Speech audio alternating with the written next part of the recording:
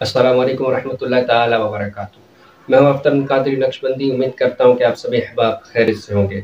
آج میں آپ کے سامنے گھر کو حصار کرنے کا ایک عمل لے کر حاضر ہوا ہوں کہ آپ کس طرح اپنے گھر کو، اپنے اس جگہ کو، جس جگہ کو آپ حصار کرنا چاہتے ہیں، چاہے وہ پلاٹ ہو، آپ کا گھر ہو، یا کوئی بھی ایسا جگہ ہو جسے آپ حصار میں لانا چاہتے ہیں، تو اس عمل کو کیجئے۔ انشاءاللہ تعالیٰ اس عمل کی برکت سے نہ وہاں پر کبھی چوری ہوگی، نہ وہاں پر جادو جنات کے معاملات ہوں گے، نہ کبھی کوئی جادوگر اس جگہ پر اس حصار کو توڑ کر جادو کر سکے گا۔ اس جگہ میں کوئی بھی شیطانی قوت داخل نہیں ہو سکے گا۔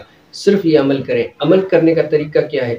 سب سے پہلے آپ 4 عدد اسٹیل کی کیلیں لیں گے۔ 4 عدد اسٹیل کی کیلیں لیں جو کہ 3 انچ کے ہوں۔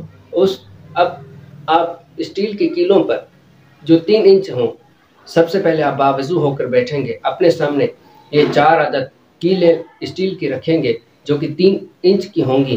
ان کیلوں کے اوپر آپ کو کیا کرنا ہے؟ بالکل ہی آسان عمل ہے جو کہ آپ گھر بیٹھے کر سکتے ہیں کہ سورہ طارق کی آخری 3 آیاتیں ہیں۔ اِنَّهُمْ يَكِیدُونَ کَیْدًا وَأَکِیدُ کَیْدًا فَمَہِّلِ الْکَافِرِینَ أَمْہِلْهُمْ رُوَیْدًا۔ سورہ طارق کی آخری 3 آیات، انہیں کیا کرنا ہے کہ ہر کیل پر یہی 3 آیات 25 مرتبہ پڑھیں گے۔ ہر ایک کیل پر یہ 3 آیات 25 مرتبہ پڑھ کر دم کریں گے۔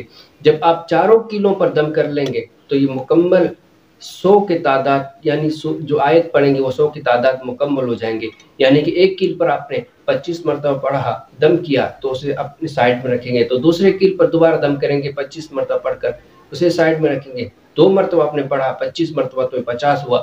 تو پھر اسی طرح بقیہ 2 کیلوں پر دم کریں گے 25 مرتبہ، اور اس کے بعد کیلوں پر دم کر لینے کے بعد پھر آپ جس جگہ کو حصار کرنا چاہتے ہیں وہاں پر آپ ان کیلوں کو گاڑ دیں گے۔ گاڑنے کا طریقہ یہ ہے کہ سب سے پہلے وہاں پر اذان دیں گے۔ اذان دینے کے بعد ان کیلوں کو چاروں کونوں پر لگاتے جائیں گے اور یہ آپ کا عمل وہاں پر مکمل ہو جائے گا۔ اس کے بعد کسی بھی جاندار چیز کا آپ وہاں پر صدقہ کریں۔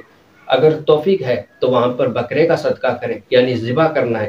اگر استطاعت نہیں تو کم سے کم مرغی کا صدقہ لازمی کریں، وہاں پر ذبح کر کے غریبوں میں تقسیم کر دیں۔ انشاءاللہ تعالی اس کے بعد کبھی بھی آپ کے اس جگہ میں، اس گھر میں جو بھی آپ کہہ رہے ہیں جس کو آپ حصار کرنا چاہیں گے وہ حصار میں آ جائے گا، اور کبھی بھی کوئی بھی اس پر بد اثرات نہیں ہوں گے۔